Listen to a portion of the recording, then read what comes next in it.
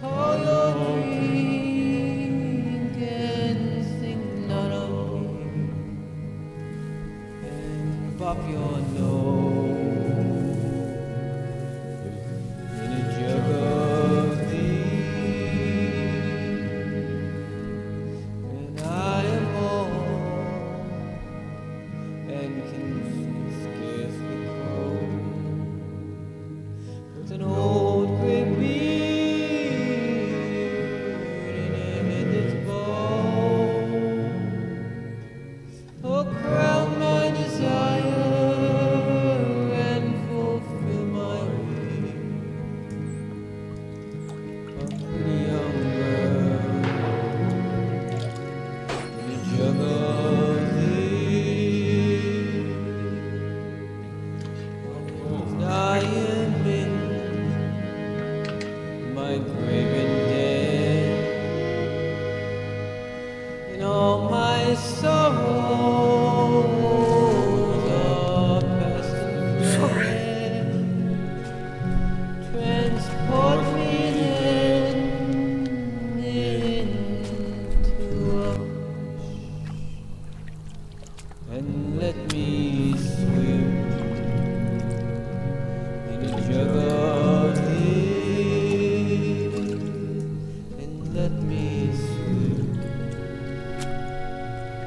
in a jug of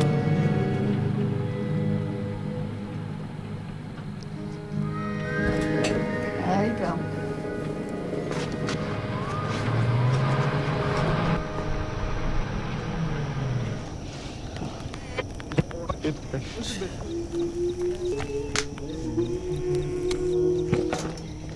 Hey out there, Mr. Lonely. This is Terry inside Park, streaming at you with excellent tunage. And now it's Cop Some Horticulture from Gardener's Corner. It's Earl Gray, outdoor columnist for the Suggester. Earl. Hi, everyone. Welcome to Gardener's Corners, brought to you by your friends at Manure Hut. Slurred or chipped for fresh fecal matter delivered to your doorstep. We're the ones responsible. Oh, there's our first call. Hi, Earl. This is Betty from Sharpsburg. Yeah, I'm calling about ways of Well, welcome, Betty.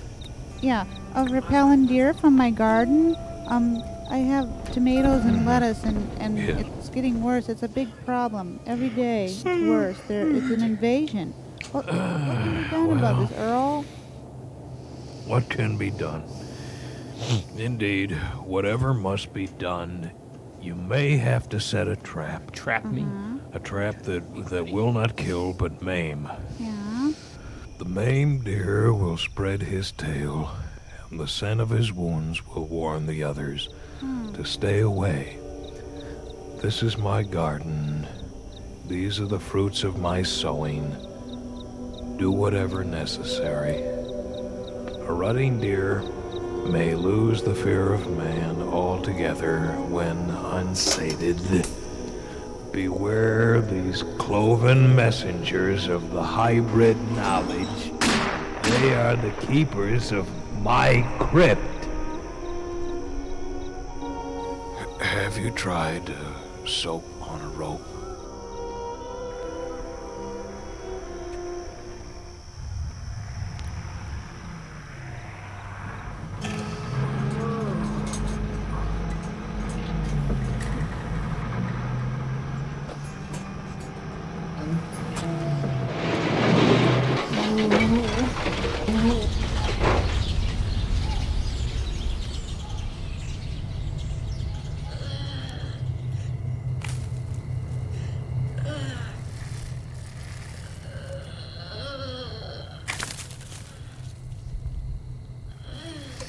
Whoa. Somebody drove me right off the road there. Did you see that? Hey, are you hurt? Or just surprised? I think we better get you out of harm's way here. Any nut could come by and then hit you again. You know, amazingly, I work for the newspaper, and you know, this is just the kind of thing that would make a really good story.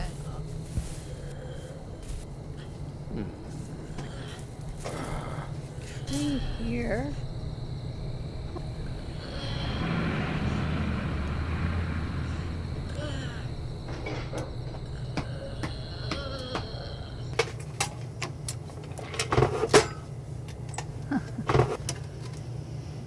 Oh, good. There's some iodine. And some sterile gauze. Oh, it says non-sterile. Well, that'll just have to do. A dime, so I can call the hospital or police, maybe. Okay.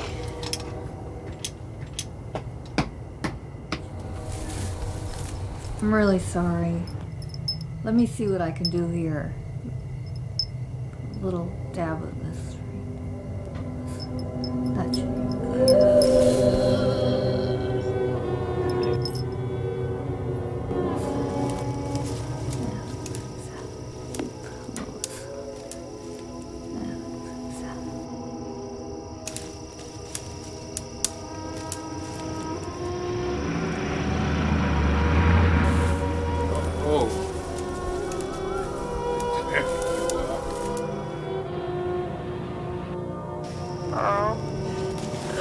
Preserve my roses through a harsh winter. Every spring I face blight and death as my delicate garden grows barren. Either cut them to the ground or persuade them over into a prone position, and this way they can lay dormant for the winter. That'll be all. That'll be it, Earl. Thanks. Okay. Thanks a lot. I'm sorry. I must have gotten lost. No harm done, Earl. Now let's get back to some easy listlessness. This is Will.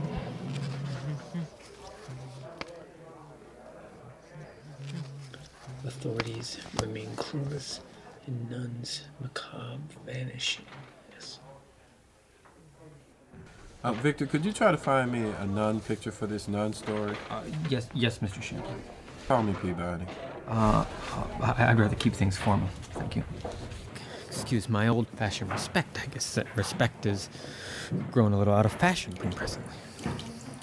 Hello, Mr. Gray. How are you? I am stupefied. I wouldn't say that. No need. The word is spoken. Stupefied. And all I have as a combatant is a scalding liquid, a pastry, and my mortal wits.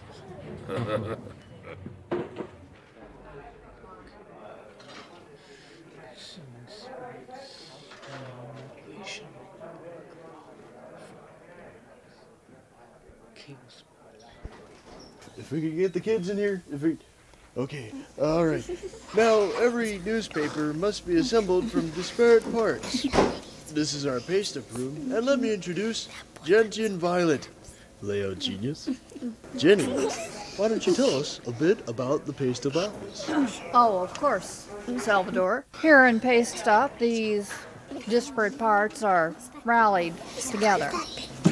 And look, I can see someone working now. Victor here creates front page layout for sports and atrocities. It looks like a salt shaker. One must stay alert in this business.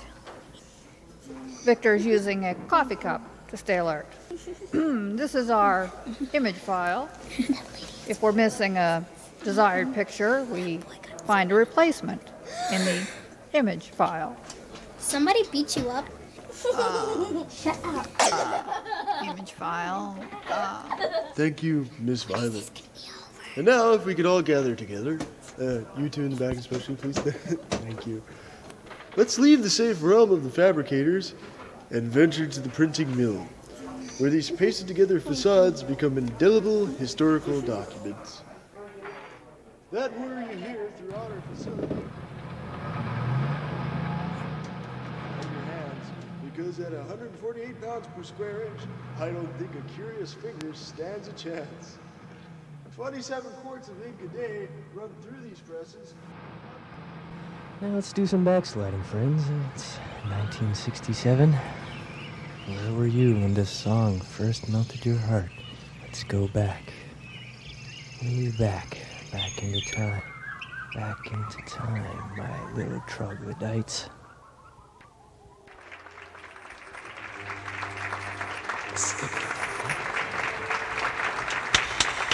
Aren't they lovely? That was Mother Beatrice with her singing angels.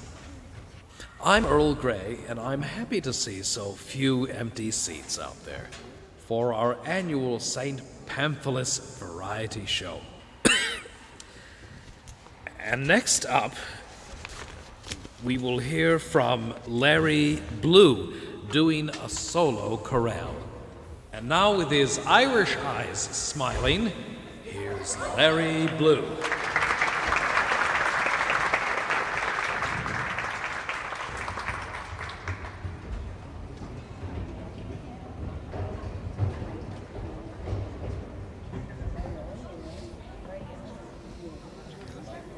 Oh, Daddy boy, the pipes are calling. From glen to glen and down the mountain path, the summer's gone and all the leaves are falling.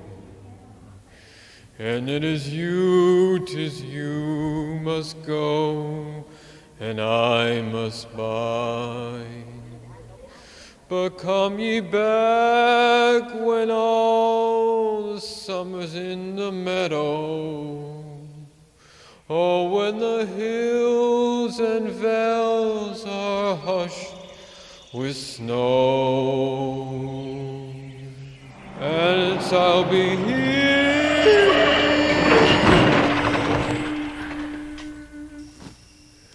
in sunshine or in shadow. Oh, Danny boy, I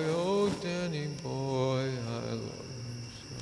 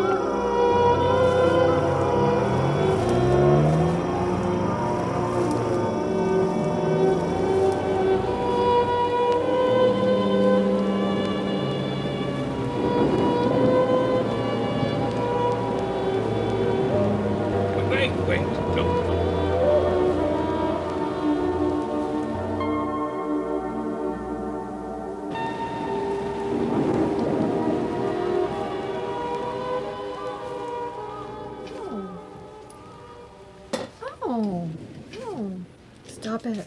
Just stop it. Let me tie this. You're trying to hang me. Help me! Do you want to eat with us? If you do, stop it now. Now! Okay.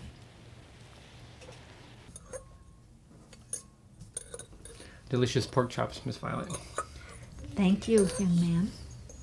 Especially like the spicing that you got on there. I didn't make them. I'm retarded. It's shake and bake. But when it gets to the part where most people bake, I opt for frying. Like, that's your trick. Are you singing tonight? We're planning to. That's nice. You're going to sing so beautiful tonight. Some of the people will be crying in their napkins. The broken-hearted ones, staring down at their soaking crotches. Mom, no body talk. I've actually had that happen. No, don't.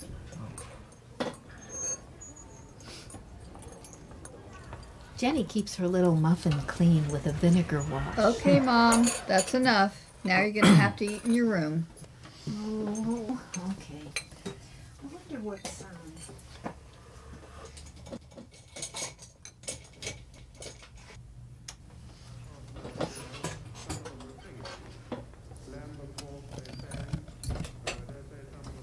There you go. Should I put on a record?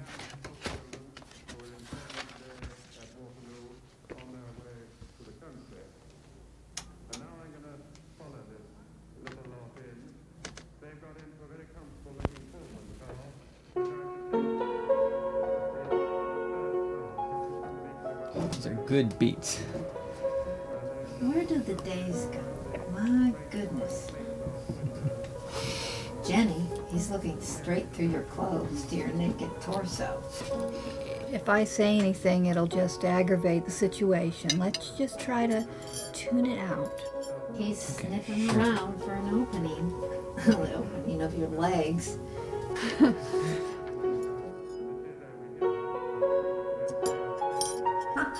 I'm sorry. I'm sorry. I'll stop talking. I should give you a chance to talk. I'm always talking about myself.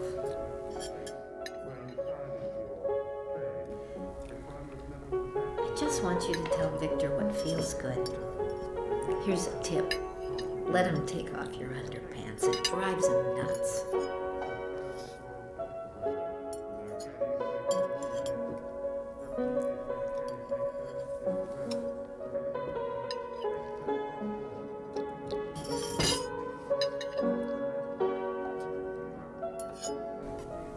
Jenny, could you bring me a cupcake, sweetie?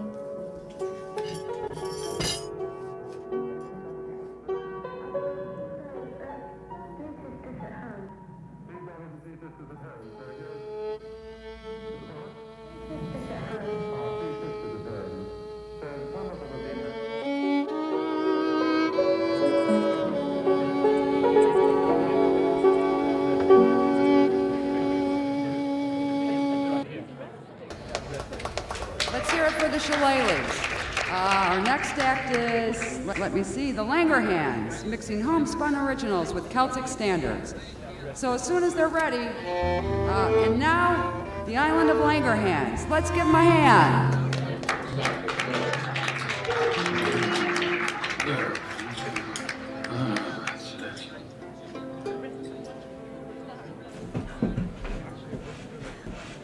Well, that went fairly well. Yeah, fairly well. I mean, not great. Not impressive agent great. You know, I mean, hotshots from Cleveland and Pittsburgh come around these little towns and look for new talent. I mean, I don't think there are sounds there yet. Unless someone's looking for a raw sound. Yeah, that's true. I mean, that could be exactly what someone's looking for. I mean, we might want to, we could push the raw aspect. Yeah. I mean, we're not trying to hide behind slickness. Yeah, that have to go to the laboratory.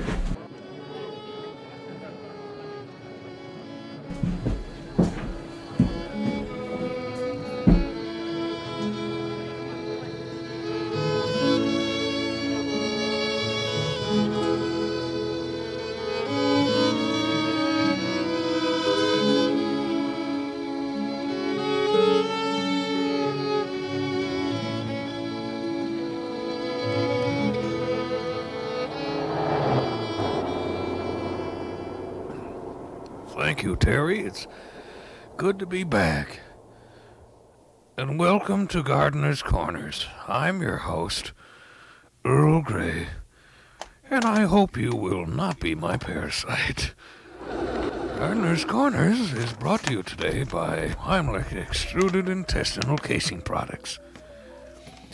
Whether emulated or boiled, Heimlich's wieners, brats, and breakfast links offer a distinctive lingering flavor with every delicious masticated segment. Ask for them at Mother Hubbard's grocery chains or at your local swinemongers. Now let's get to the phones.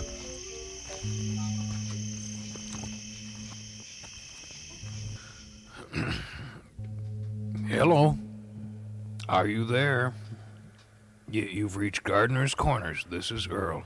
Hi, Earl. I wonder if bonfires are still legal in this county.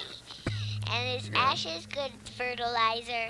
Well, I believe that for municipal reasons, the fire marshal's office forbids the use of blatant recreational blazes in the yard. What's a recreational blaze?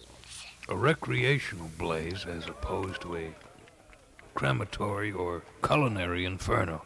These exist primarily for social amusement. These fires tend to be unruly and frequented by lowly types, loafers, vagrants, and gypsies. Gypsies, tramps, and thieves around a blazing oil drum do sit, the flame in their hearts as hot as the crackling embers at their feet. These are the partakers of lust's burning Sabbath, as from lip to lip a jug of distilled spirits is raised in a gesture of transubstantiation. Is this a vegetable or a personal matter? Both, Earl. Ah, yes, an amalgam of refuse. Flowers, litters, I suspect. I've hidden timid refuse fires behind my house at odd hours.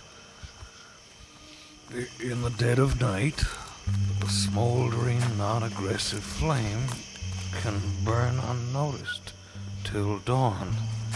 And no, I don't suggest using such ashes as fertilizer.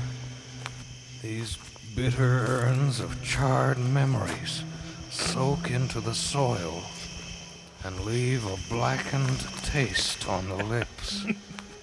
Especially with leafy greens and tubers.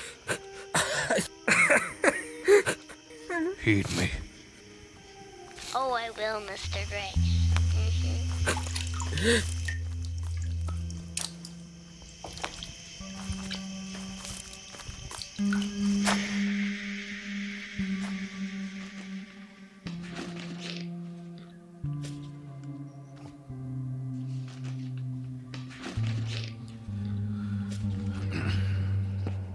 Hello.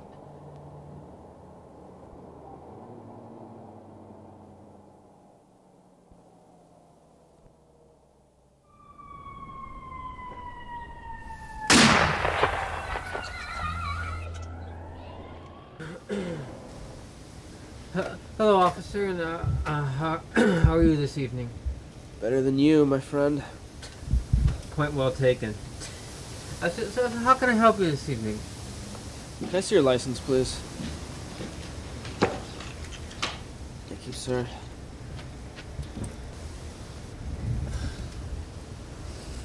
License journal?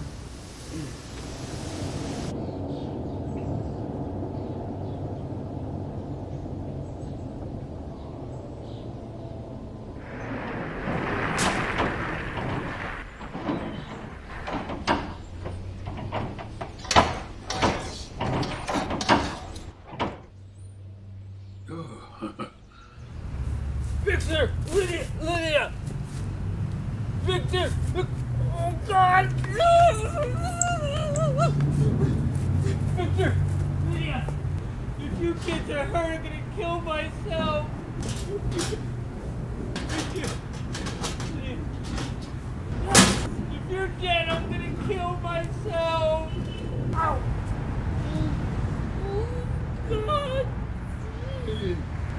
Holy Mother God!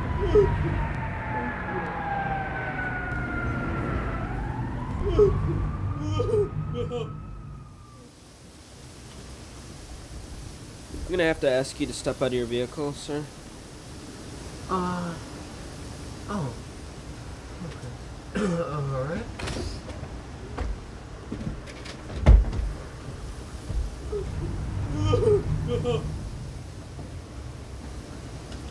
Is there some sort of problem? Are you aware that you're driving a stolen vehicle? No. No. My father gave me. Please, would you please put your hands on the vehicle and spread your legs apart? Am I being arrested? Dispatcher told us that she has this truck on her stolen vehicle list. Oh. You know why that is. My father Larry, he gave me the truck. when he died, but my mother, she doesn't know this. And she reports it's stolen. I never really cleared it up. 56 Ford, you can see it's got the original cushions. Maybe you can try to clear that up at the station, because you're going to have to come with me. What? Why? I can't believe it. Because you're very drunk. Officer, look, I may be drunk, but I am not very drunk. I've seen a lot of people, including my father, Larry, much drunker than I am right now.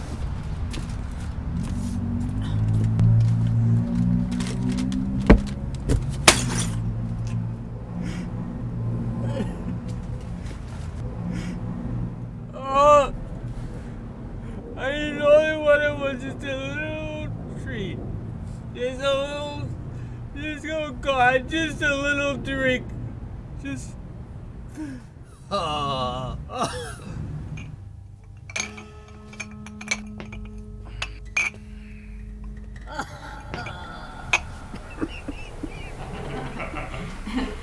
Sometimes you're driving up the drive in the summer and the ground is soaking with dead frogs or 6 or 7 deer at night. Well, I'd better check my tires. and forget about it. Forget about it in the winter. The people are found frozen in their driveways, their faces in a petrified state of terror. All right, then. Let me begin by saying that we're very grateful that you have volunteered for our Families in Crisis program. We're happy to. And I would like to tell you a bit about the family you'll be helping. They're the Blues, a local family that lives The Blues? The Blues? Yes. You mean the Blues up the road? Oh, yeah, yes. Oh, well, I'll imagine that. Yes, they do live nearby. Do you know them?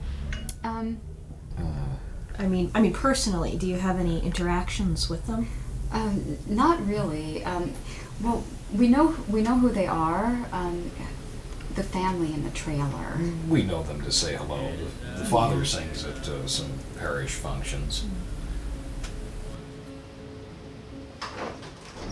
I'd always thought something just wasn't right. Sounds just like a casual acquaintance. But you don't know them personally? No. Well, not personally. No. Okay, let me tell you about the children.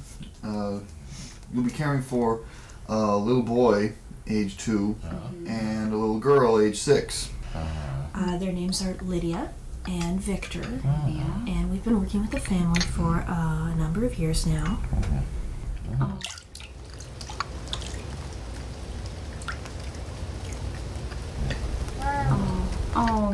The poor dears. There's nothing wrong with them mentally, because I'm not sure if I'd be comfortable with. No, they're actually surprisingly balanced, considering their situation. The only problem area might be with hygiene habits.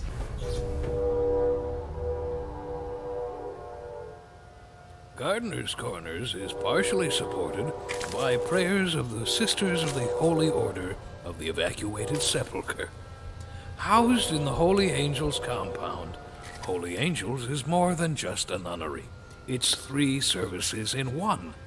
It's a first-class house of worship, an historic provinciate for developing nuns, and an insane asylum. For Sunday worship at 7 and 9, commitment of the senile or schizophrenic, or for a group chapel tour, tell them Earl sent you for no apparent reason. Now, Mother Beatrice Elastica. The dreams of a young girl are often adorned with ballet shoes and sequined gowns. But there was a time when a dark shroud and a starched bodice were the costume choices while playing dress-up. St. Clair, St. Teresa, or St. Catherine Labouré were the names on the lips of dreaming girls. That time has now returned, and Holy Angels is answering the call. The Holy Order of the Evacuated Sepulchre is now accepting novitiates to become the nuns of the future. Come up to Holy Angels and see if monastic life is your next career move. Unknown women preferred. This is Mother Beatrice Elastica bidding you grace. Beautiful. And bitter cold conditions gripped much of the lower 50 states this weekend, bringing ice and frozen bodies all about. People walked around, some weeping at opportunity squandered, and cold vixens guarded their little foxy pups for fear of seeming vulnerable. Whatever that's supposed to mean. You're right. That's terrible. You're right. Victor, Yeah. you've put me in a very awkward position. Well, journalism can be an awkward business. Yes, it can. Yes, it can, especially when I have to contend with this. This is from Earl's column. Okay, let's see now. Earl's article deals with bushes as a privacy blind. And this is, I understand, your photo selection. Oh yes, that's just from this week, I think. I just retrieved that from the image file. Compositionally... This is a crime photo. And a well-known one. This is the dead body of Calvin Weems. Yes. This picture is about murder and death. And isn't... And it is a gross error on your part. And isn't death, Mr. Shampling, isn't death the ultimate privacy blind? I mean, no matter how public, it's a private moment. It is tricky, isn't it? I mean, perhaps... You have to be more responsible. This was a risky judgment call on my part. And I shall... I mean, I think we've reached an understanding, my friend. And I don't use that word friend. Well, no, Victor, that's not the issue. I really. reserve such phrases sparingly, Mr. Shampling. Jenny, let's see, make those plus X for the stained glass. And get some nuns feeding chickens or singing. Morning, Jenny. How are you? Well, I feel a little like Quasimodo. Oh, really? Why is that? Because I think I got a hunch, Vic. That's why, a big bump someone's trying to cover over with a bad patch job. You know, the donuts are all gone again. Here, take these. Hope you like them hard-boiled. Thanks. I gotta go on an egg hunt anyway. Going up to Holy Angels, looking for some bad ones. Yeah, I have to go to the license bureau. You know, they like their nuns over easy, but it looks like a couple came out scrambled.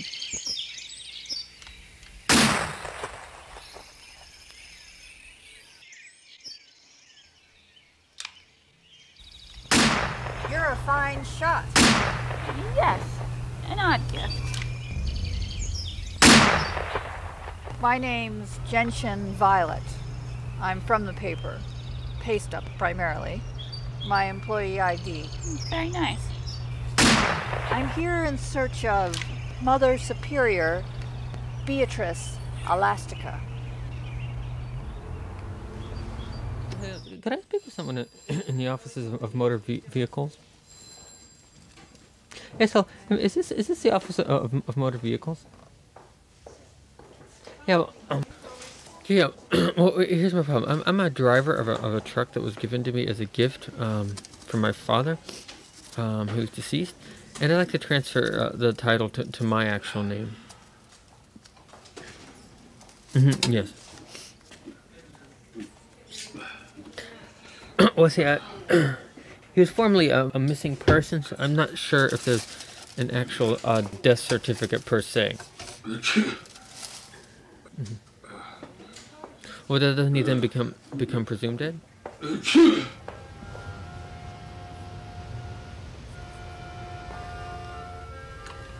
So, Miss Violet, is photography your hobby? Mrs. Superior, though photojournalism is a craft, I'd hardly call it a hobby. I only meant that it's not your primary position at the paper. It's not where your employers vest their trust. Well, they've asked me to do this today, and I feel I'm ripe for the challenge. Well, Miss Violet, I'm only saying that if things don't work out with your photo career, that the modern nun leads an exciting life. Well, I'll definitely keep that in mind.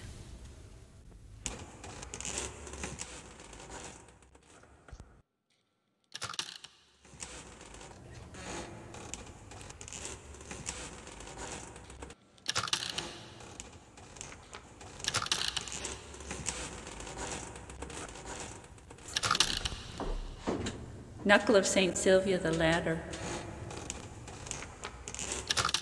For shine you can depend on. You can count on coagulant linoleum tiles.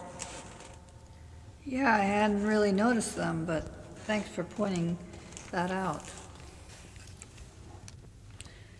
It's an arrangement we make with companies involved in our restoration project. We reiterate a slogan when we give tours as a chapel. It's very honest of you to actually do that. Yes. Just one more thing. Would you mind if I took some pictures in the sanitarium? I'm sorry, Miss Violet, but the sanitarium is for patients, family, and staff. Why search out the frailty of people when here you have the grace of God? That's a valid point. Thank you for the tour. The pleasure, I assure you, was mine.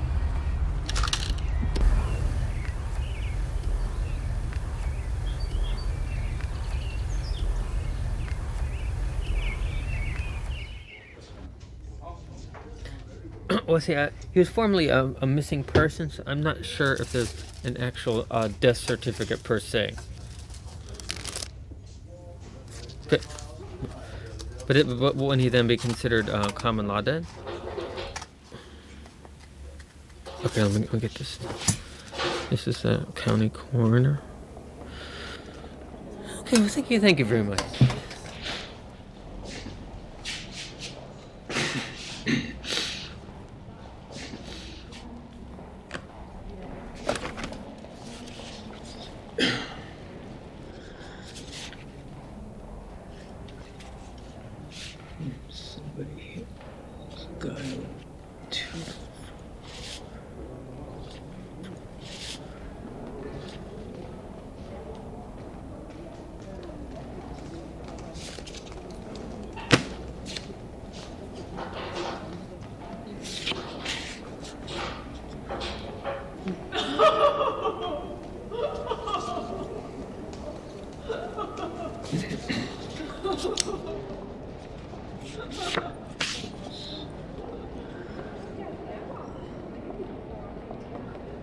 Has a stamp, no film.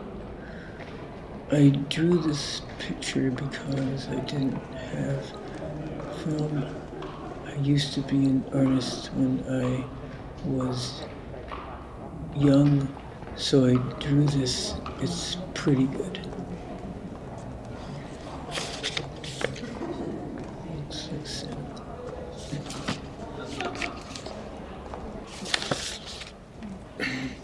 Keep one of these.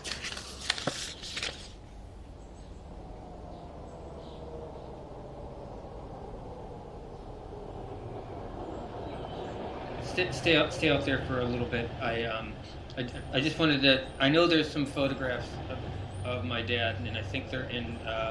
There's a box that's called 1,000 Soldiers. I remember the green pasteboard box. I seemed to find a perfectly good typewriter. Can you believe that? What kind of luck?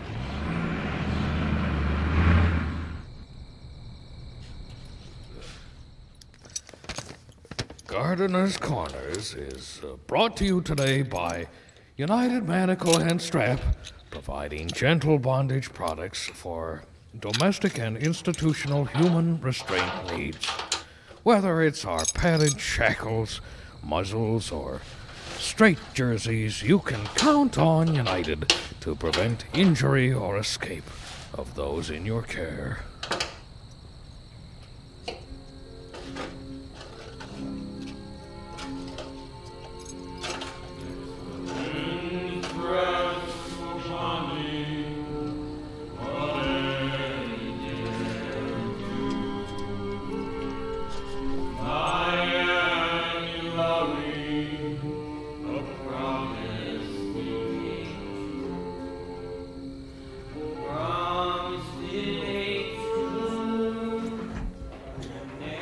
Hello, fellow patriots. Hello out there, fellow patriots. Welcome, brethren, sistren. Well, I hope you enjoy it. I hope you enjoy it. I hope you enjoy it.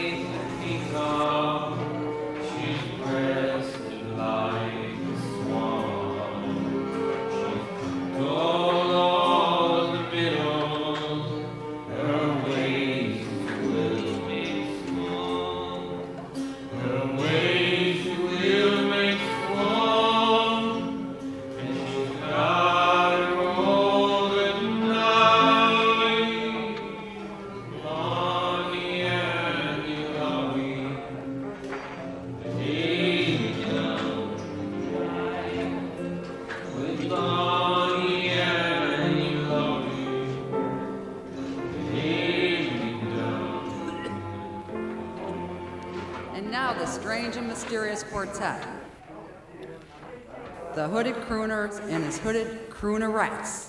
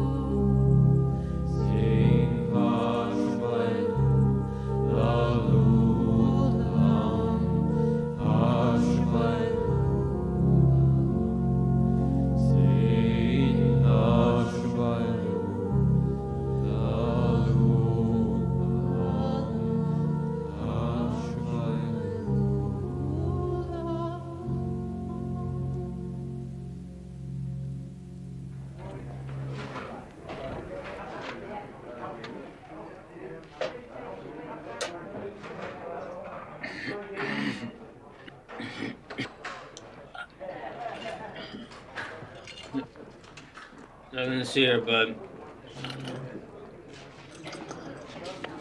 Sucker punch. Sucker punch.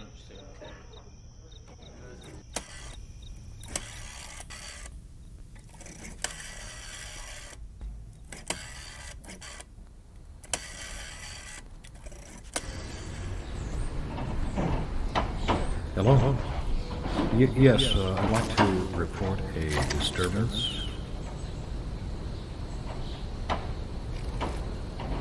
Yes, if you could send a car around to... No, just doing my duty as a citizen. Thank you.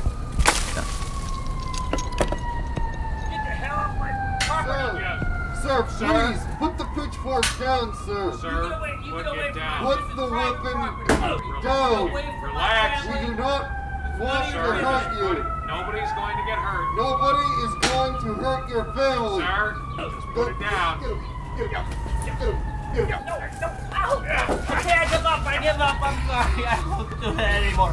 I won't drink anymore. Where did you people come from?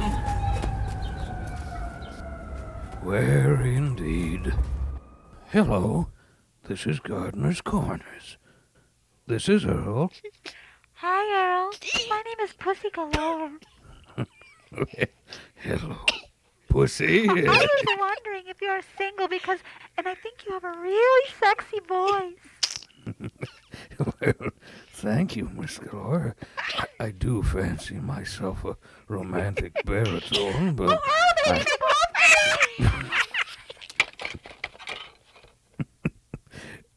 I don't want you to be true. I just want to make love to you.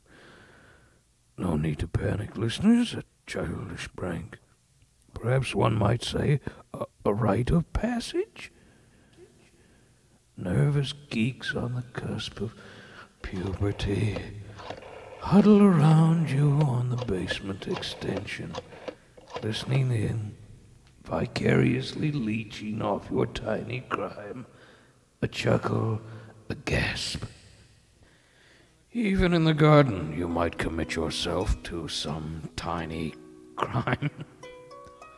I, as Inquisitor, am sure, in the heat of passion, have drawn and quartered a grasshopper, or hurled a malicious stone towards a bulb-molesting squirrel. I count these among my tiny trespasses, don't you? For they pale in the eye of my crimes against humanity. And yes, I am indeed single, Miss Galore, or find myself now alone. For I was married in a former life, but I was not content in my garden. I wished for forbidden fruit, but the snake in my garden wriggled not in the grass, but up my pant leg. I've been bitten. Suck the poison. Out! Out! Out! Out! Out! Out of here! Out of here!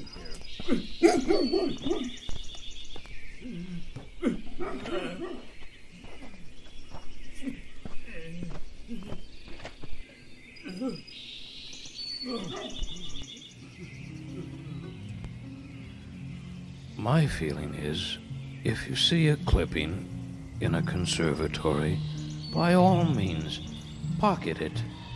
Should you leave it there to shrivel and die, unappreciated by its apathetic caretaker, or if it strikes your head as you walk by, take out your shares.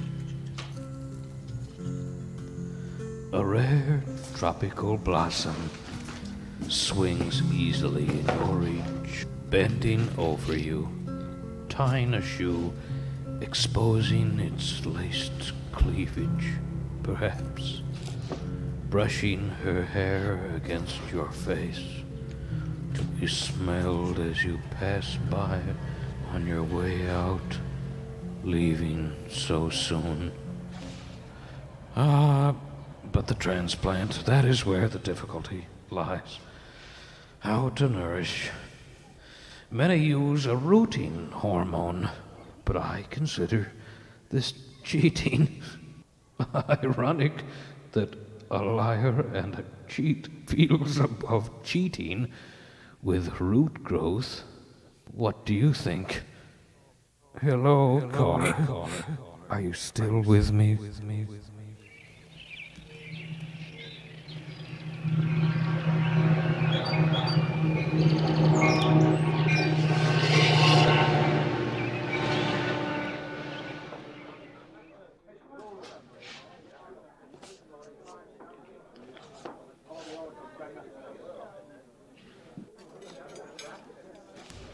How was work, Jenny? Jenny, how was work? Oh, pretty good. It looks like they're going to use some of my pictures for an article on holy angels. I bet you'd like to see me up there. Do you want toast or potato chips? Chips, please. Having me up there would make life a little easier for you, wouldn't it? What do you think? Wouldn't it? In In some ways, yes.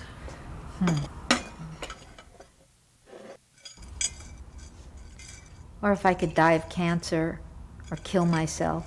Let's not talk about that, all right? Okay, I'll change the subject. Jenny, are you having your period? Because I found some Kotexes in our garbage and they had blood on them and I thought it might be yours. So I guess I won't be having any granddaughters for now. I mean, this month at least. I'll change the subject.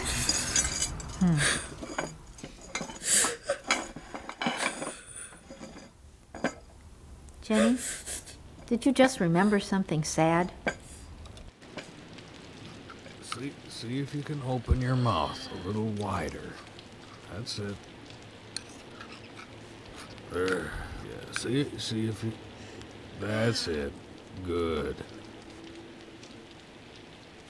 Have another bite. Good. Good.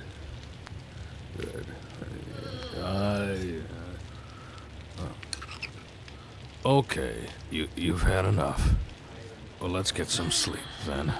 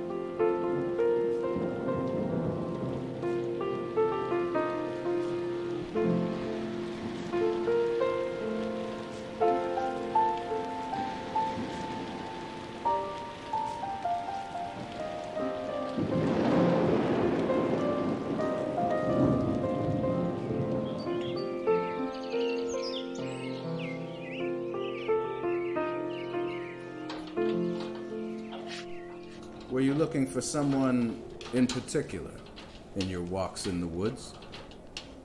There is an elusive and nimble buck I have been tracking. Uneven lope, asymmetric rack, all signs of instability. At times, he walks erect. He stands by the fence and spies on the children, not of the angels, but of the devil. For I have heard his cry, and it is not a deer's bray, but a drunkard's wail. Okay, let's calm down. Just answer our questions, Mr. Gray.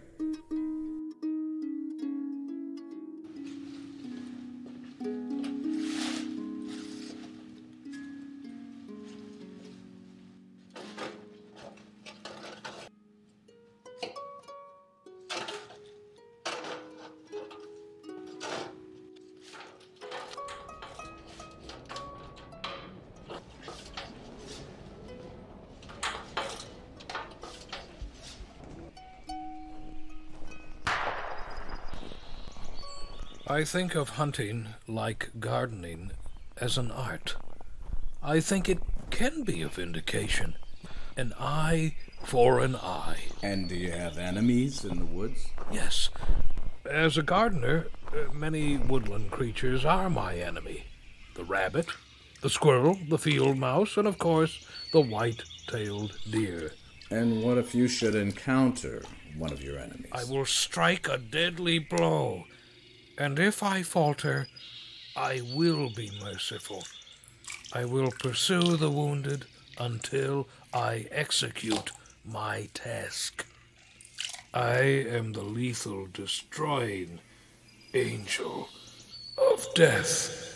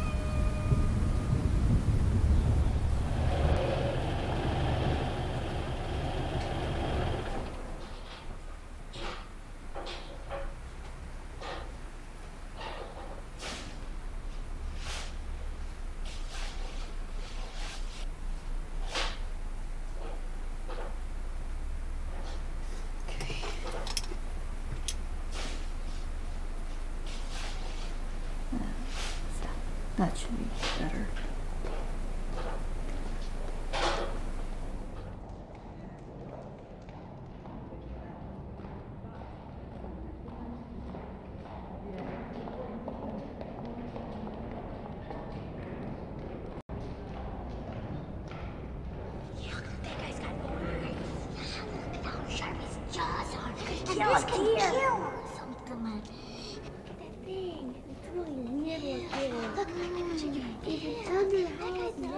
Before the days of the automobile and the television, these hills we call home were inhabited by the Pocagany Indians, a tribe of hunters and gatherers who migrated to this part of Appalachia where they found ample game and natural shelter in the caves and outcroppings of the Pocagany Valley. Who can tell me what kind of a person this is? A clown? What? A clown. No, not a clown. Witch doctor. What? Witch doctor. And what is another word for witch doctor? A boogeyman. Zombie. A mummy. A medicine man. What? Close enough. The crypt keeper. Someone said medicine man. The word I'm looking for is a shaman. He is the man in the tribe who communicates with the spirit world.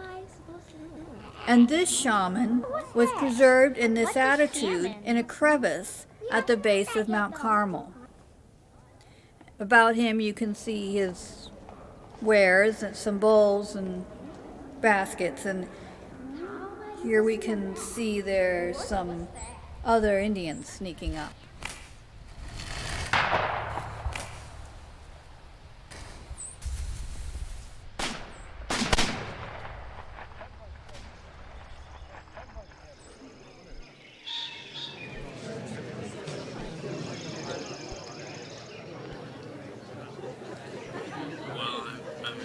Do you ever think about marriage? I do think about marriage, of course, but I'm not sure about children at my age, really. And I do enjoy certain aspects of the bachelorette lifestyle. The independence, meeting different people, the nightlife. I know what you mean. I enjoy the mystery of meeting others as well, Jenny. And Jenny, I know I'm pretty ugly. Oh no. No, it's not a crime. I admit it. And you know, Jenny, you're pretty ugly too. I know that, and I mean, you know that. I mean, who are we kidding? I mean, nobody's looking at our table. And that's what I like about you. You're my baby. And most people wouldn't even dream of being interested in you or getting to know you. I've never been so insulted in months. What? Jenny, what happened? Jesus, mother of Christ! Excuse my language, everybody. She flipped out on me. She ran. Did you ever see that?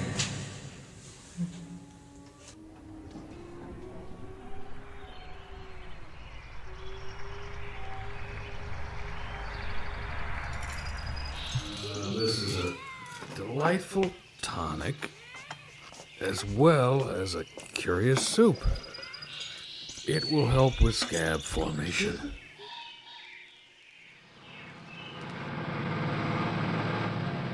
Could I eat over?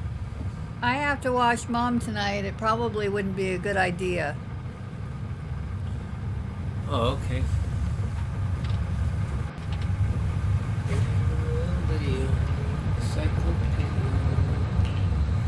Tattooed lady.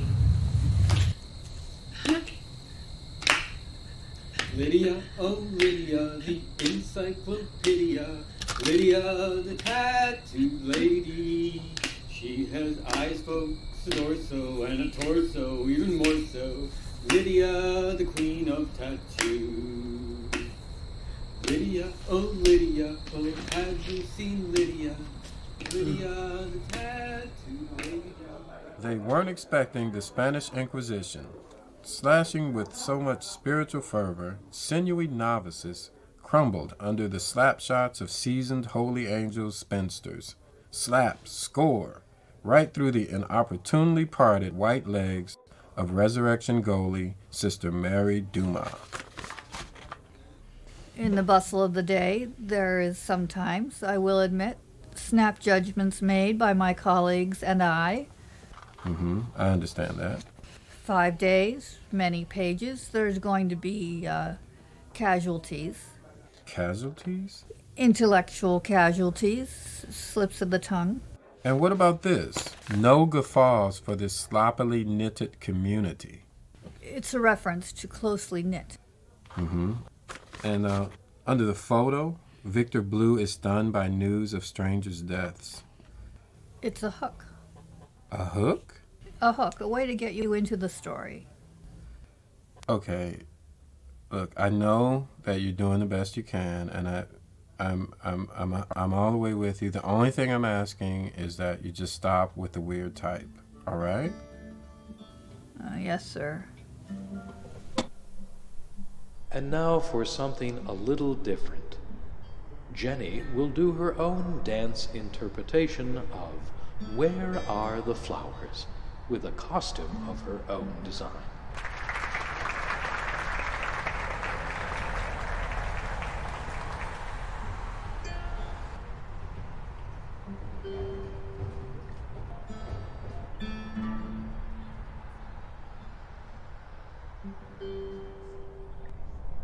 I've seen pictures of pussies, and I'd love to have seen one. Where are the flowers?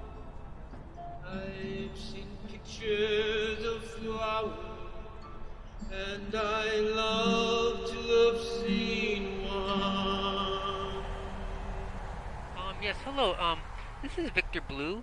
I spoke to you or one of your associates earlier in respects to transferring the title of my car. Oh, well, that's interesting. That's kind of ironic. She's actually incapacitated. Was there some way that I could get a signature if an absentia transfer of title? Is that the form that I would be using?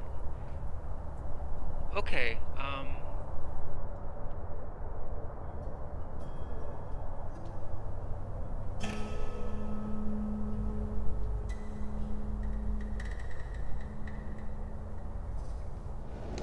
And though a photograph was not a possibility, as you can see, I have used the well-established technique of using an artist rendering instead of an actual photograph to represent the missing individual.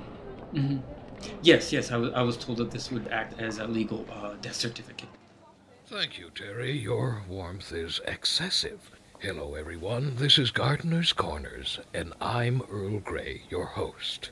Gardener's Corners is made possible this evening by disingenuine contributions from Skinscape's Adult Arcade, bringing you the finest in latex novelties and fine art films. This week's double feature is Chache Morales in Hot Cross Buns and Lickety Split. Now, before you all gasp at my sponsors, I would like to say that I have seen some fine cinema at Skinscapes. As a matter of fact, I got the 10 o'clock show of Lickety Split, and I found it to be a delightful romp with an unexpected twist at the end that will leave you stroking your chin. And Chache Morales, despite a weak supporting cast, was, as usual, fantastic. I'm always amazed at how she can milk an awful script into a purring kitten. So I say, judge not, lest you be judged. And now, let's take some calls. They're right up here. A little something for the man in the house. Have you seen this one? No. Looks rather risque. I savor the busty films. They tend to smack of witty burlesque, spiced with a touch of farce. Yeah, right.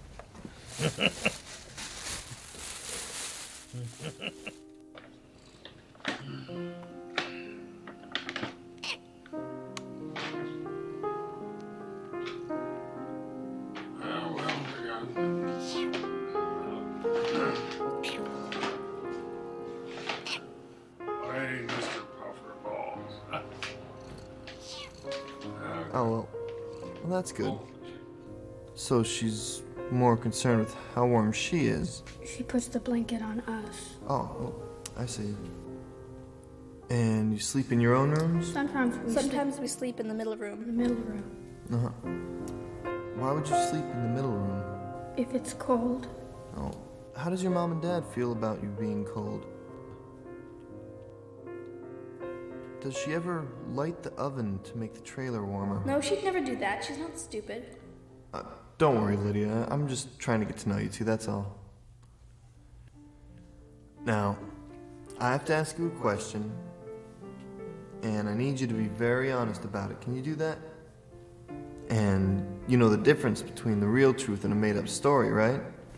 In a made-up story, you can have talking animals and magic, that kind of stuff. That's not what he means. That's a interesting way of putting it, Victor. Yeah, I guess it can. Now, what I want to ask you is about your private parts. We've noticed that sometimes you, Victor, itch yourself or touch yourself downstairs. What I want to know is whether your mommy or daddy ever do funny things in your private places. I don't think I understand the question. Let's put it this way. Does your mommy ever touch you with her hands or her mouth in the place that you go to the bathroom? He's trying to make it talk about, like... Oh, no. No. And next we will have Shenandoah with Lydia Blue, soloist.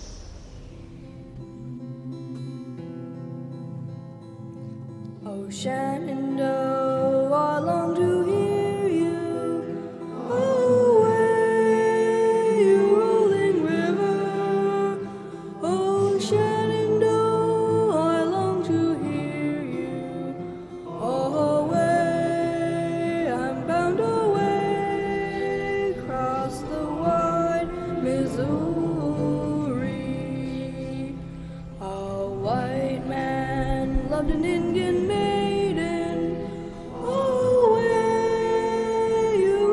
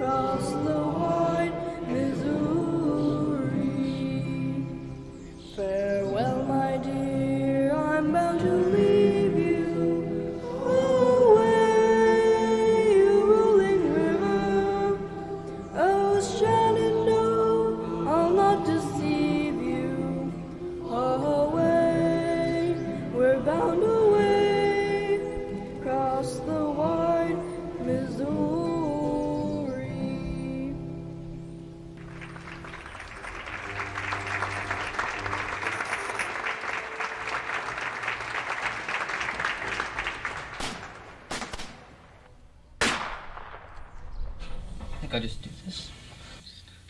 Call up and set up a visitation. People are gonna be so glad to see my face.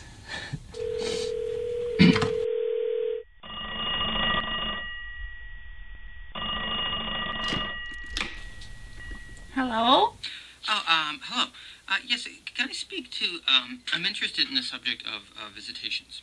Do you mean you're interested in a chapel tour? Perhaps initially, yes, but not fundamentally. And to whom am I speaking? This is the Mother Superior, and I'm the one who sets up tours. Are you, as well, the person to whom I would contact to visit mental patient? Excuse me?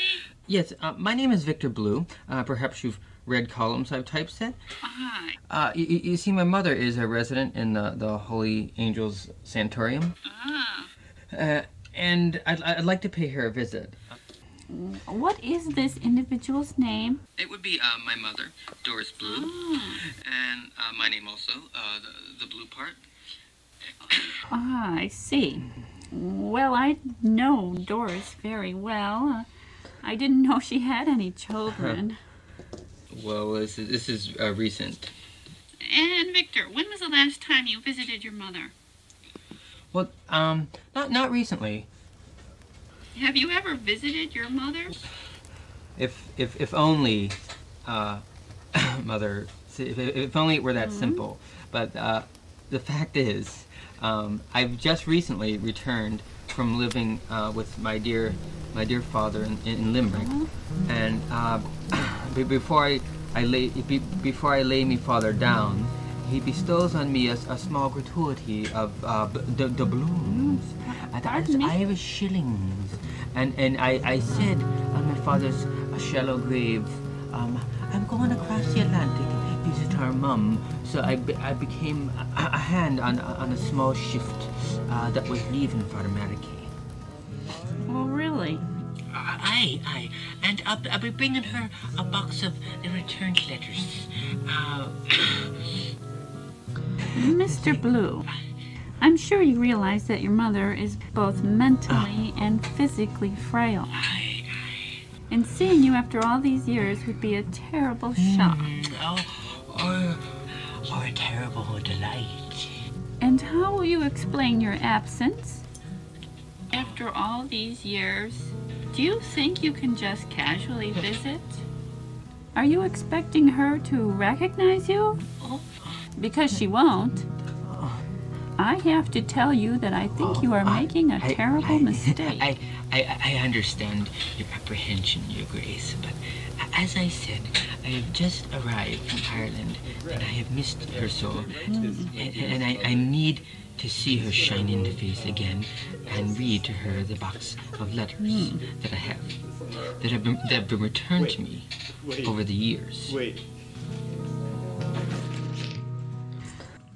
Oh, thank you, Blessed Mother, for letting me see me mother. I wish Lydia was here as well, but we lost her many years back. She's a highway woman. I'm afraid the news of your visit did hit your mother quite hard. She became very violent and had to be restrained. I'm afraid you will only be able to speak with her through a small opening in the door. She's in room 34. Just knock and speak through the food opening. Okay. I will be back in about 10 minutes. Okay.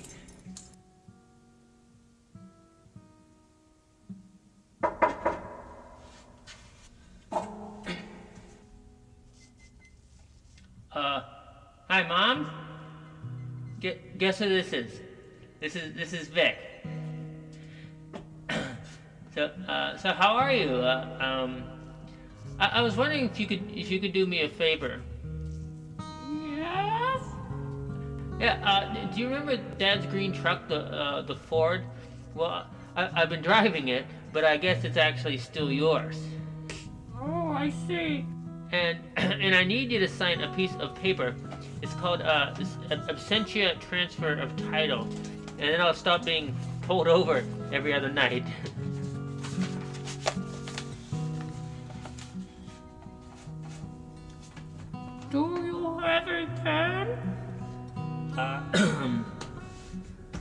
Yeah, amazingly, yes, I do. This will make life a hell of a lot easier, pardon my French, easier for me. I'm glad I can help. Yes, pass it through it.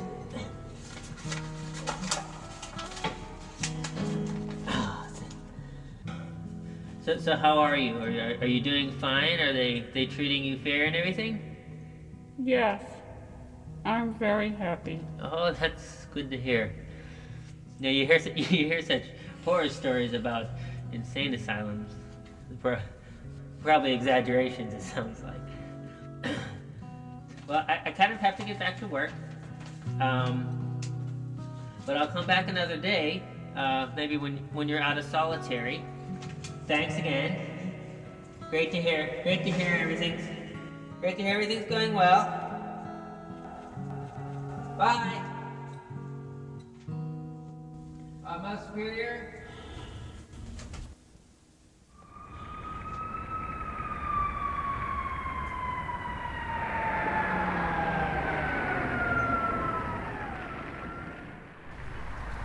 Hello, officer. How can I help you this evening? Have you been drinking, sir? Yes, officer, but just socially. Why are you driving so slowly? Because I'm a bit drunk. But actually, this time I am very drunk. And so for the safety of other fellow motorists, I thought I'd put on my hazard. Because in a matter of speaking, I am a hazard. You step out of the car. Could you give me a little bit of assistance, please? I'm not drinking though. I'll take one more glass, and I'll drink no more. Good night, nobody. Good night. Mush. But in case I don't get it, put it on that day. I'll take it now, drink away. Thank you, honey. You're such a good chef. Mom, I'm thinking of maybe moving. Moving our whole house? Or just some suitcases? Just moving to a different city, maybe trying to live somewhere else. How would you know how to live somewhere else? Nobody would know you, and you're not very beautiful, so no one would go out of their way to find you. Would you be a waitress? I would be at my job at another newspaper. I can do a lot of clerical jobs also. Are you going to have to leave your boyfriend behind? You better have clean underpants in case you're in a car accident. When you climb out the burning window of the car, people can see them too. The Dukes of Hazzard climbing in the car window. Let's try the Shirley Temple.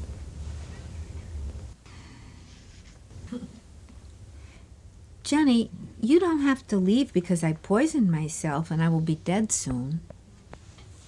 Damn it. I didn't manacle you because you promised. Is it a milk this time or an ipecac? I don't know. Maybe you should call your father. I got the idea just using my imagination. I was looking up a pussy paw in the Audubon North American Field Guide and stumbled upon poison mushrooms. He's not home. I'll call the station number. I already feel a little lightheaded, you know, so I wouldn't chat. I'd just get right to the point. Hello. You've reached Gardener's Corners. Hello. This is Earl. Dad? What did I not give freely? Yeah, I know, but this is a bit of an emergency. Right. Mama's eaten some poison again. Oh, dear. I'm sorry. What kind? A poison mushroom. What variety? What kind? Mom, what kind of mushroom? Sauteed with an egg. What's it called in the book? The destroying angel. Destroying angel? How long ago was this? How long ago did you do this? What time is it? Wait, I need to see the clock. It's about 8:15. Well, then about 3 hours ago. 3 hours ago, she says. That's too late for Ipecac. Should I just give her milk? I'm sorry, Jenny. I don't know what to tell you. They call it the destroying angel, for it is, despite its beauty, a deadly poison. It enters the bloodstream quickly. There is no antidote. I'm sorry. Give her the milk and lay her down. Her breath will become shallow as the paralysis spreads to her diaphragm. In a few hours, she will join the angels. Perhaps it might be for the best, considering everything. I'll be there soon. I understand. I'll make her comfortable. So what does he say? Milk? Yeah, milk. I'll warm it up. Yeah, I think I might have to lay down or throw up. That'll probably take care of it if I throw up. My fingers feel a little buzzy. Hello, Earl. I was wondering when you should consider a tree dead. I have an old black walnut that no longer bears fruit. Puts out very little foliage. Is there any fungus present? Yes, high up there's shelf fungus. Wow, I'm gonna have a splitting headache in the morning as a punishment. It's amazing. You can just pick me up like Jenny when she was a baby. You probably don't remember how I used to pick your sister Jenny up when she fell asleep watching Chiller Theater. I saw you bought Biscuit. If it's Saturday, will you make biscuits?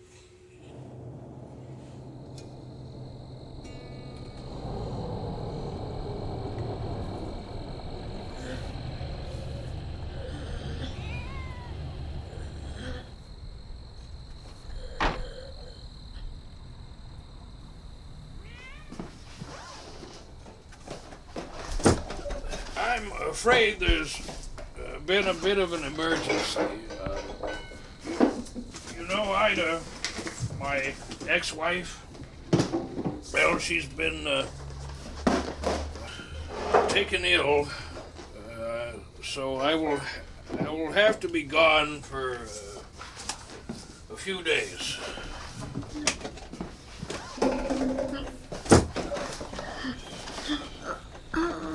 No.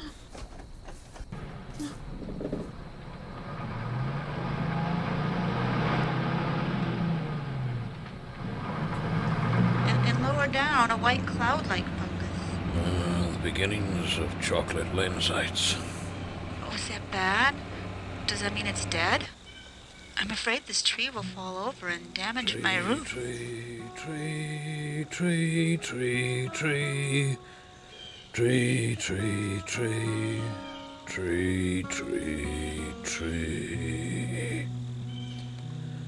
I had in my backyard a Dutch elm, riddled with disease, felled by a moth.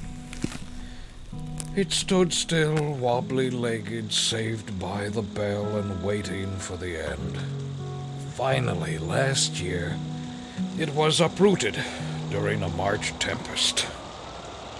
I heard the deep crack and the Doppler creak.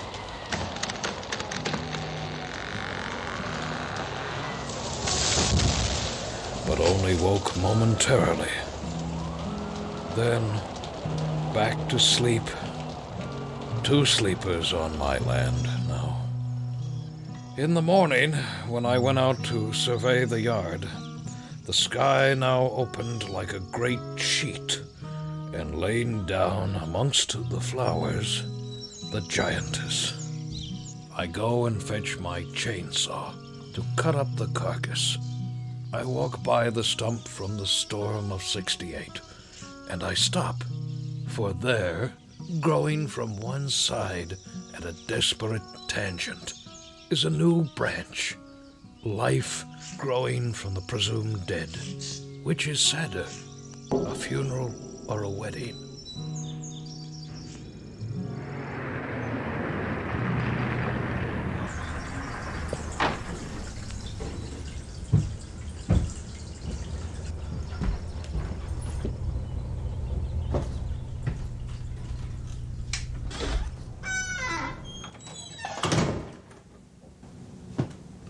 Hello.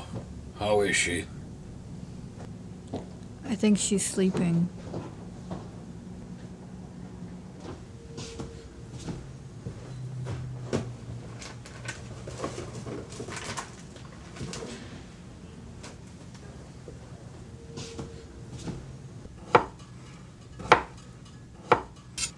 I'm examining the color.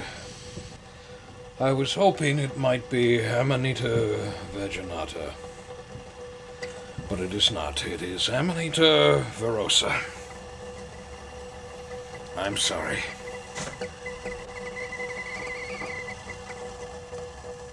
Would you like some tea? Perhaps. Yes.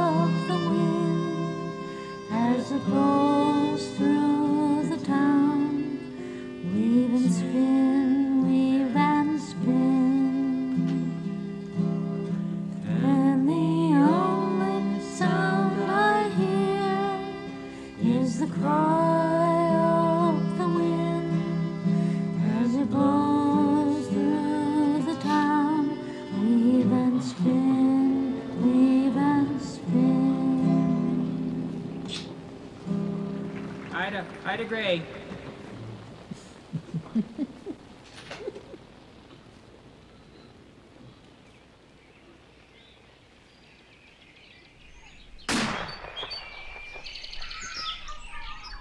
Well, I asked that Mr. Coyle be here because your employment is supported through the County Empowerment Program, and he is our liaison. That's the only reason.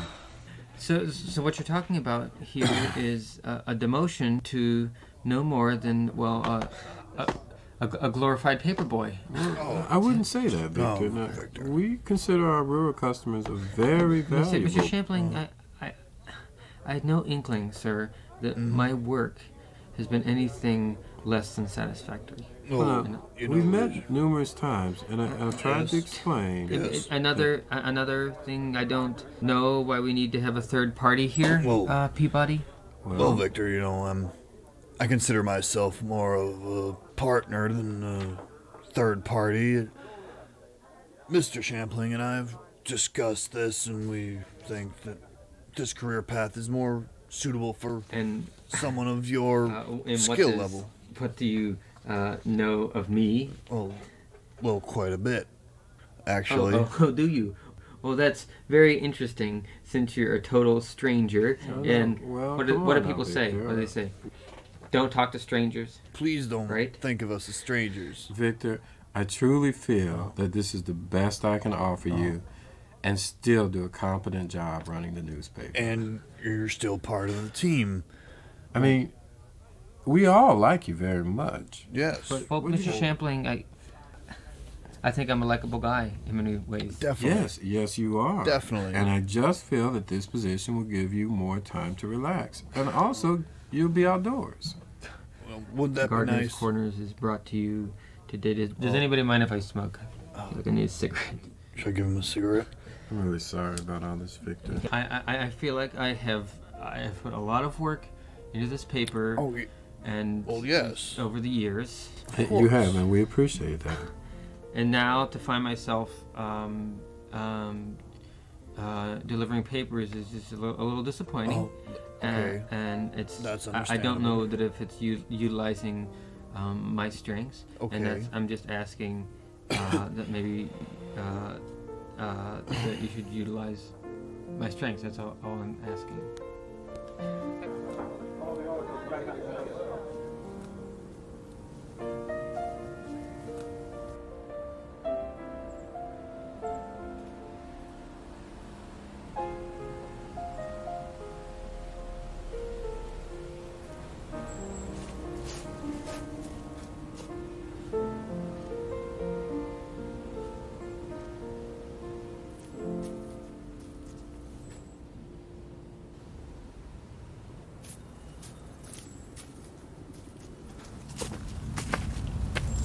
And so I will recite a favorite ballad of my mother's in remembrance. Oh, all the money that e'er I spent, oh, I spent it in good company, and all the harm that e'er I've done, alas, it was to none but me. And all I've done for want of wit, to memory now I can't recall.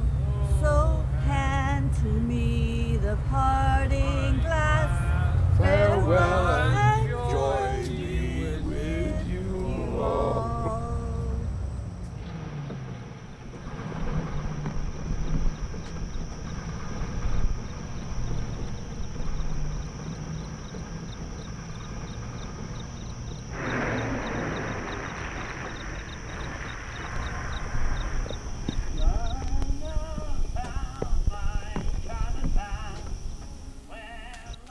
Hello, sister.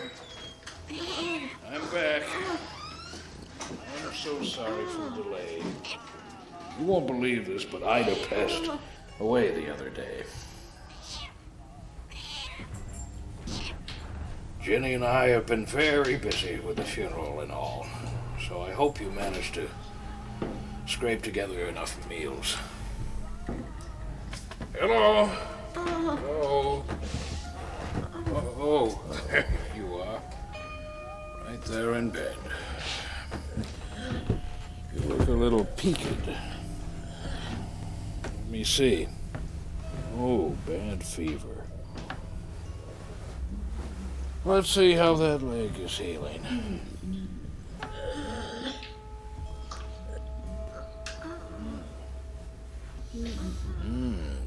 That doesn't look very good.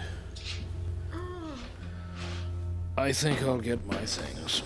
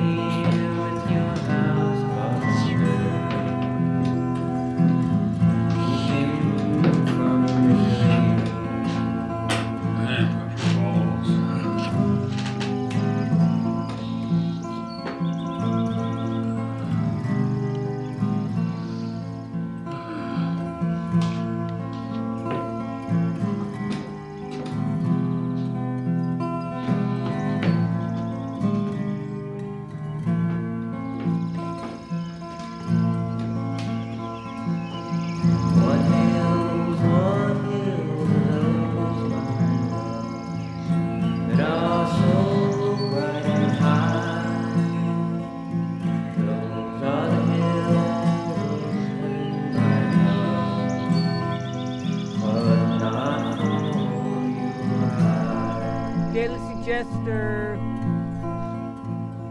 What hills are those, my paper, that are so dark and low? Your paper. Those are the hills of hell, my Paper's here.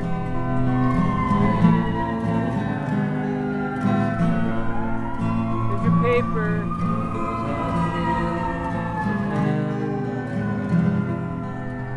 Daily Suggester. Paper delivery. Your paper. Place your hands above your head, sir. All right, sir. Just place the parcel on the ground, please. Yes. Do not raise the object as if to a god. Please, everything is under control. Wait. Do not resist the deputy. Not Thank move you. the patient. She is my patient. I am her doctor.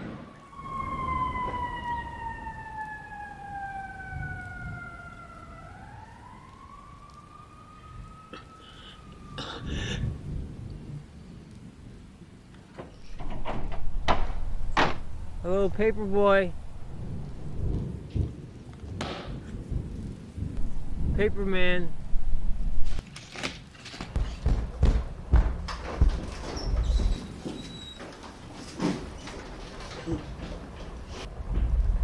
What's in here? Buffer balls.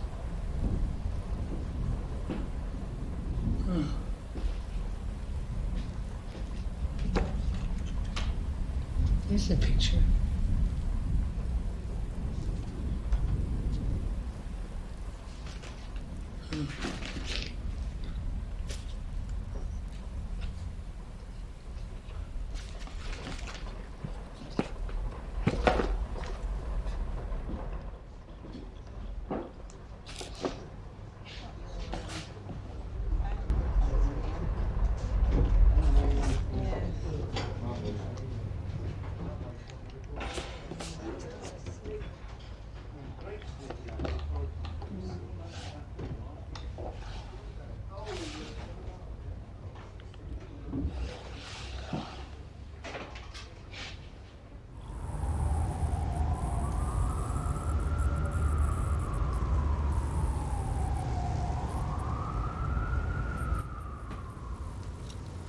So, Mr. Gray, during your scuffle with the arresting officers, you said that you were Sister Lithoben's doctor.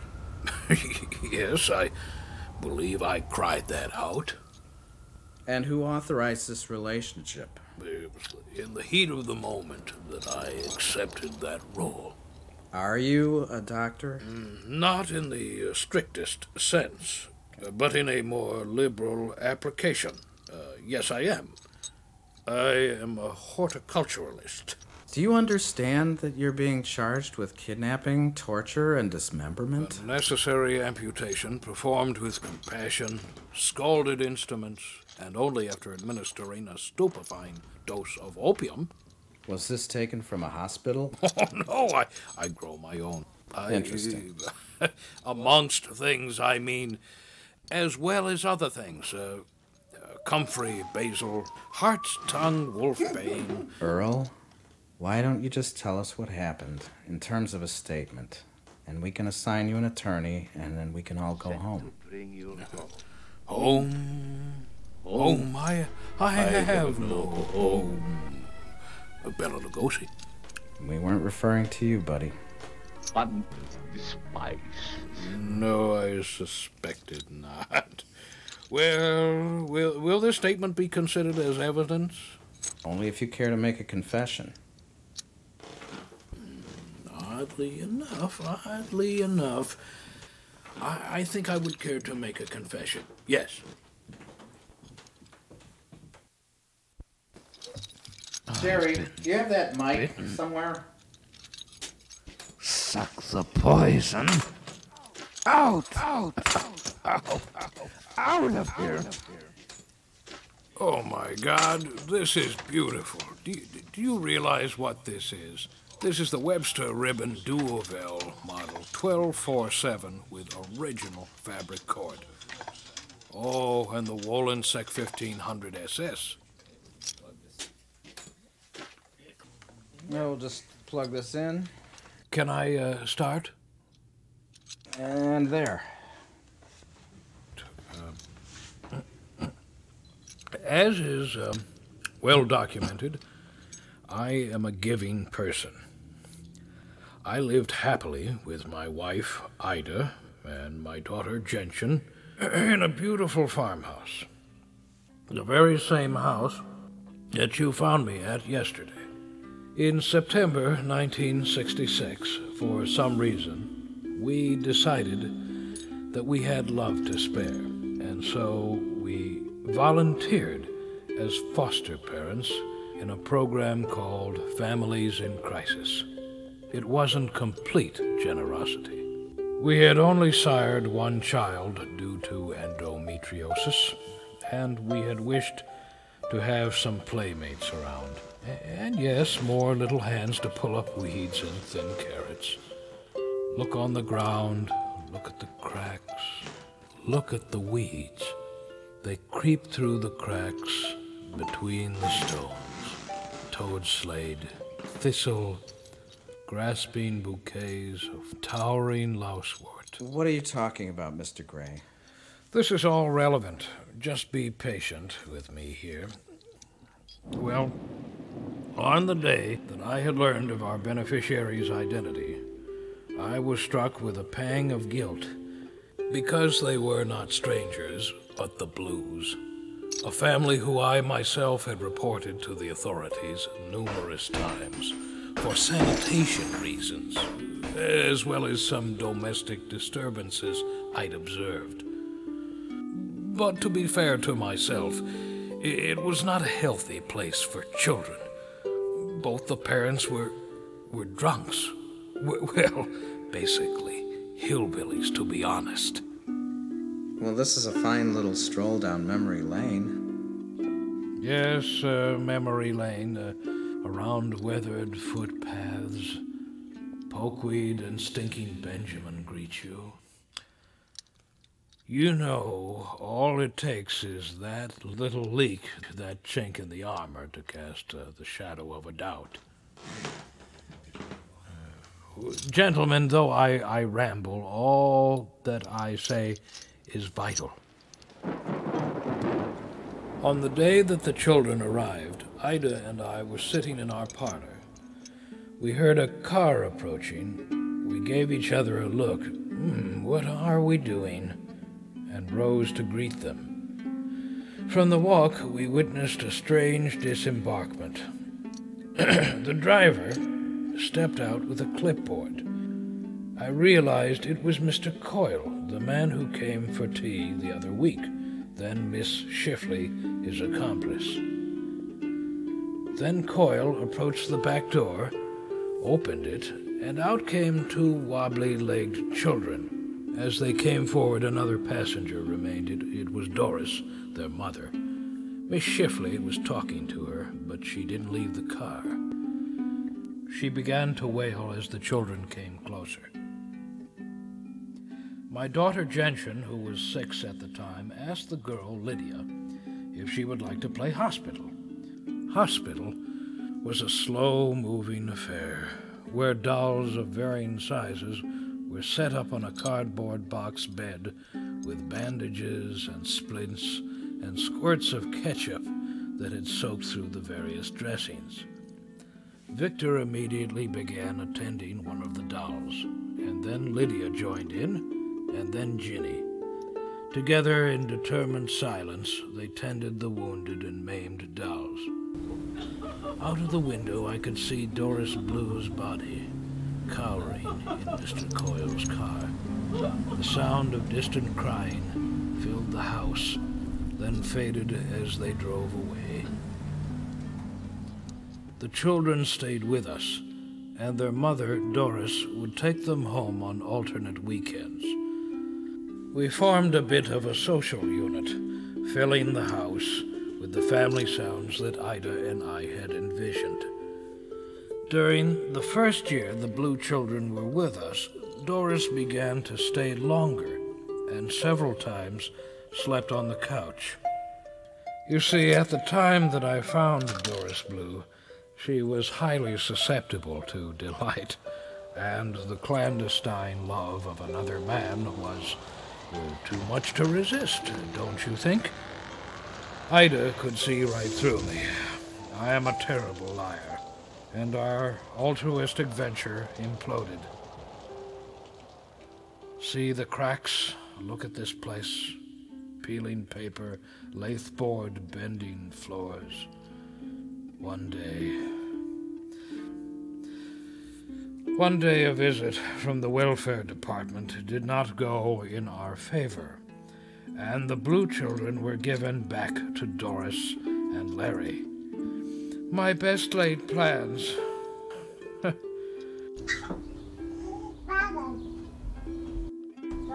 Blues held court for a year or so. We attempted to maintain some sort of connection. Our families even managed to muster up a few picnics, but there was too much atmosphere. You can't hide these things. The laughter of a simpleton. Take a picture of an adulterer photographing his cuckold. Hold still. Sometimes I would fabricate humanitarian visits to the trailer, just here to work on the dog's house. But Larry grew more lucid, and I less convincing in my charity. Wipe his nose, then meet downtown at the Cromwell, while your husband and children chase the sacrament. Quick, Doris, to the thicket! See us steal away through town, through the forest, a midnight encounter with another man's wife. We lay down in a vacant lot, nesting in fallow fields. Between our legs grow clusters of horehound or silky vulvarian, and I clicking away. Photography is kind of my hobby. I like to chronicle my life. I never intended them for public viewing. It's a private collection. It's me in the foreground, and Doris on the bed. I call it Two Nudes. This was one I took a couple of years ago after Ida and I divorced. It's an older Lydia at McKee's pool. I call it Lydia with cards. I thought it was an interesting character study.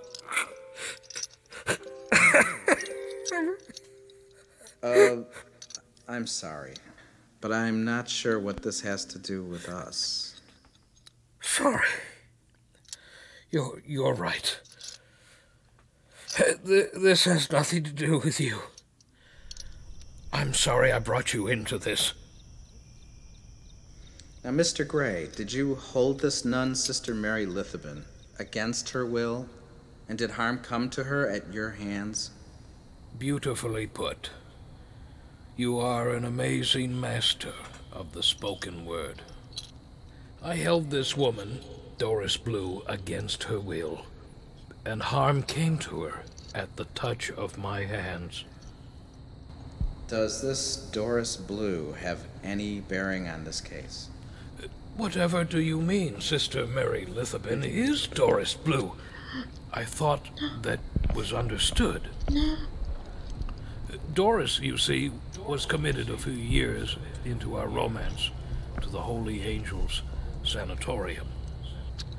Larry would roam the woods in the hide of a deer until he came upon our fence to get a glimpse of his children at play. Victor's body can be seen wandering around Magguson. And some say you can still see the ghost of Lydia around the ruins of that trailer. I am sorry. I digress. Well, after several years in the psycho ward, Doris was ready for release. But as many have before her, was persuaded by the most reverend Mother Beatrice Elastica to instead join the order as a novitiate, Sister Mary Lithopen. I used to see her up there on visitation days after my divorce, passing as family. That's how I know these things. May I use your bathroom? I've been having diarrhea, and I feel I might soil myself Jerry, if I... can you take this nut to the bathroom? Exit at the front entrance, please. Just between you and I, there are quite a few ex-psychotics giving their life to God up there at a secret society. Interesting. Yes, very. But I've said too much. I'm kind of tattling now.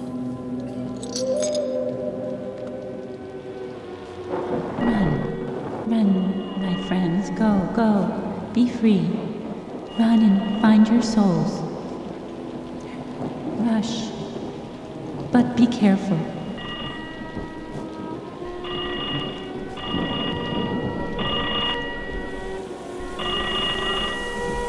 My tears flow to nurture the tender shoots of sulfur.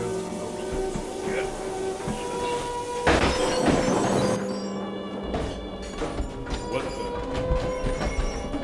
Mr. Gray, he's defenestrating. Oh.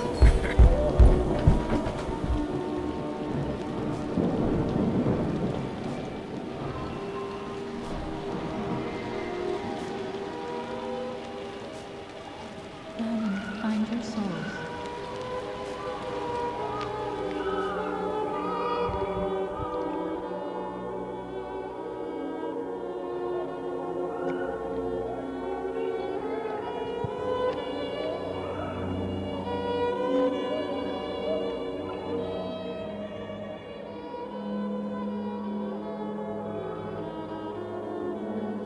Hello out there, everybody. This is your new host, Gentian Violet, with Gardener's Corners.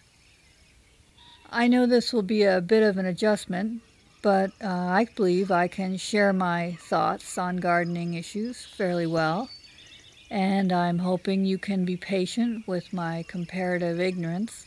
I do think in some ways I may be a better listener than my father was, and thus this program can become a think tank of sorts, so let's take our first call. Oh yes, Gardener's Corners is brought to you this evening by Potable Canned Goods, serving institutional cooking needs for what seems like forever. Our crockery select lines of soups pass all the requirements for certified Class B food products. They are lip-smacking, delicious, and perfectly legal. Comes in meat and less meat. Hello, Earl. Excuse me. I mean Miss Violet. That's quite all right. How can I help you this evening? Well, I'm calling because I seem to have found a foundling. A foundling? Yes, a little fawn who's been nibbling in my yard, and I'm thinking about gaining its trust and pursuing it as a pet. Deer do not make good pets, but what you can do is maim the deer with a knife or a club. Maim it? Yes, first put a hood on or a mask so he doesn't recognize you as the perpetrator. And then come back to the scene after flight and be shocked. You can then nurse the deer back to health. And then it could be a pet. No, but it will be marked, and that is where maiming comes in, because the foundling will never be quite fast enough to provide for itself. And if you leave some hay out in the yard, it will periodically appear. But you're saying I shouldn't invite it inside? No, it belongs in the wild. Yeah, I'd like to live in the wild like him. Yeah, but I have too much stuff in my house, and... Well, perhaps you should throw some of it out. Throw the stuff. Well, no, but it's all good stuff. I mean, I just have to get around to sorting it. Well, if you can't bear to throw it out, take it to the museum. If you feel it's of historical value. Huh. You know, that's an excellent idea. I think I'll do that immediately. I mean, that would be a great display, I think. Thank you. The pleasure, I assure you, is mine. Some lonely day you might be sitting by yourself waiting for a tea kettle, maybe years from now, and look, what's that? Could it be a figure coming out of the snow? Yes, it's your little foundling, now a handsome buck. Mother! But you can spot him out because of the limp. You can look out there into the world and say, there he is.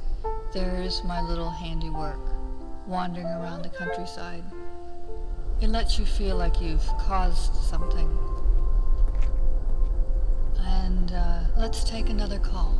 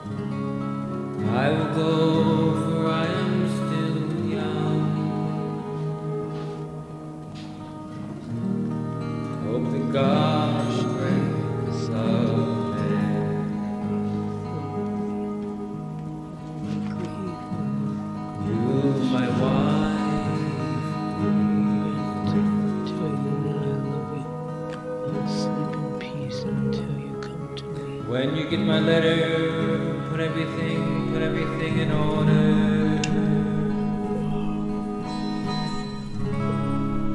Ride yourself a raven black steed. Fly across the ocean.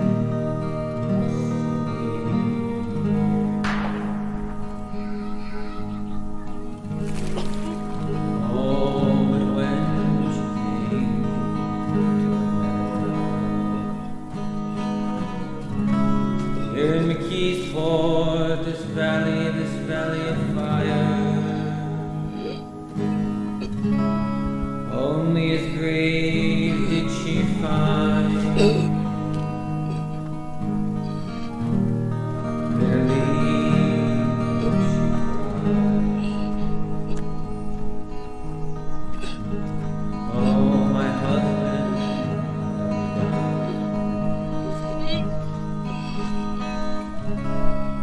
What do you have to say to these children you've all been?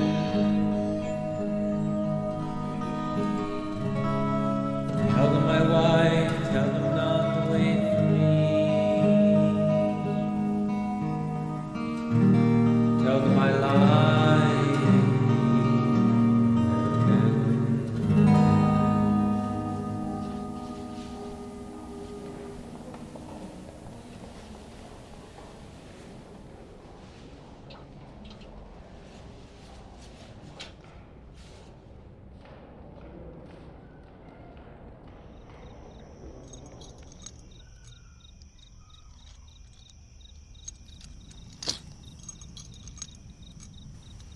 Oh, hello.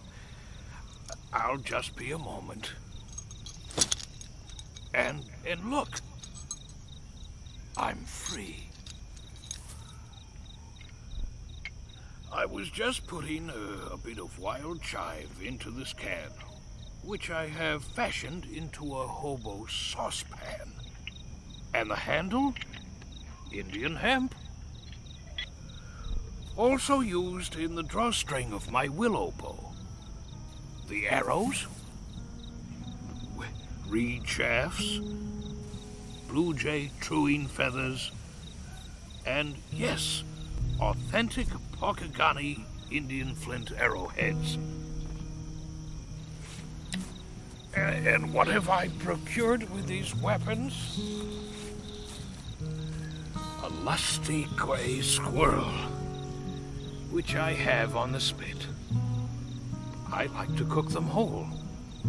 But if you find the head offensive, it can be removed. A shame to waste the mandible muscle. Oh! My goodness, you terrified me. I thought I was alone. You are. Could I sit here for a minute? Oh, please do. So, what are you doing out here? You know these woods are crawling with escaped maniacs. Don't worry, I'm not violent. I'd ask you to join, but to be honest, there is very little meat on this squirrel. It's primarily symbolic, really. I understand. But I do know of a shelter nearby. A shelter. That'd be great. At least for the night. Could you walk me there? It would be my pleasure.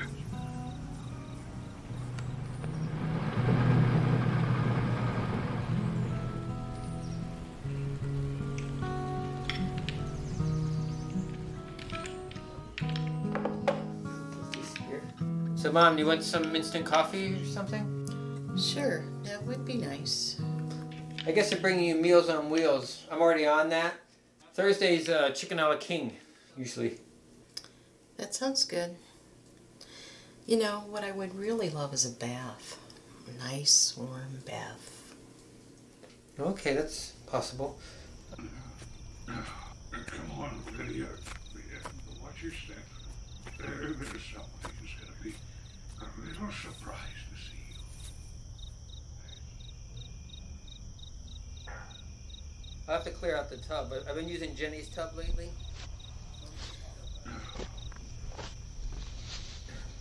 You can take a bath with your leg? Oh yeah, they gave me a latex stump sock. Apparently I can even go swimming. At the hospital they said that Earl actually did a very good job with the amputation. They were impressed. The doctor said I should be able to live a perfectly normal life. Oh, that's good. Well, I'll move this stuff out of here. Okay, Lydia, right this way. Over here. Well, thank you very much for your hospitality. Oh, yeah, you're quite welcome.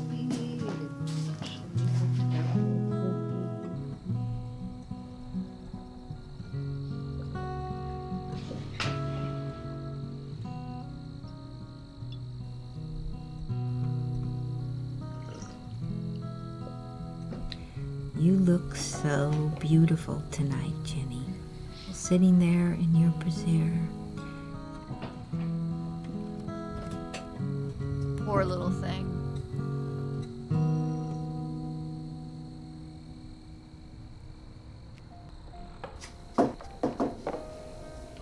Who would that be?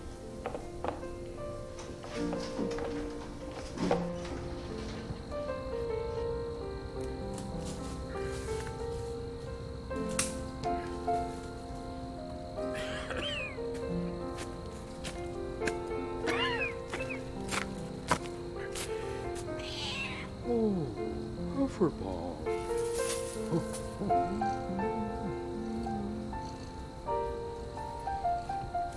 Good night, everybody.